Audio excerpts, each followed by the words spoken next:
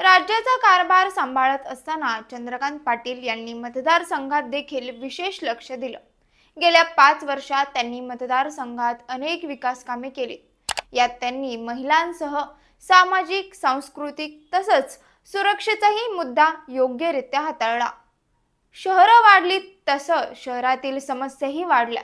त्यात वाढलेल्या गर्दीत गुन्हेगारीही वाढण्याचं कारण आलंच। वाढलेल्या शहरात किरकोळ गुन्हेगारी रोखणं हे पोलिसांसमोरचं मोठं आव्हानच असतं। अशी समस्या राज्याच्या प्रत्येक शहरात उद्भवली आहे। त्यात पुणे शहर म्हटलं की अशा गोष्टी आल्याच। संख्या जास्त असल्याने पुणे शहरात पोलिसांनाही अशा किरकोळ गुन्हेगारीवर लक्ष ठेवणं कठीण होऊन जातं।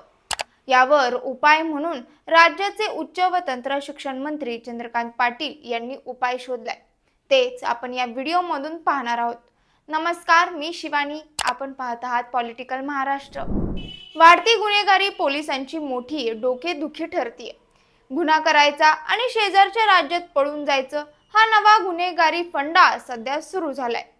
कोणताच पुरावा नसल्यामुळे गुन्हेगार मोकाट सुटतात आणि त्यांना जेरबंद करणं पोलिसांना अशक्य होऊन बसतं। यावर कोथरूडमध्ये चंद्रकांत पाटील यांनी नामी उपाय शोधलाय।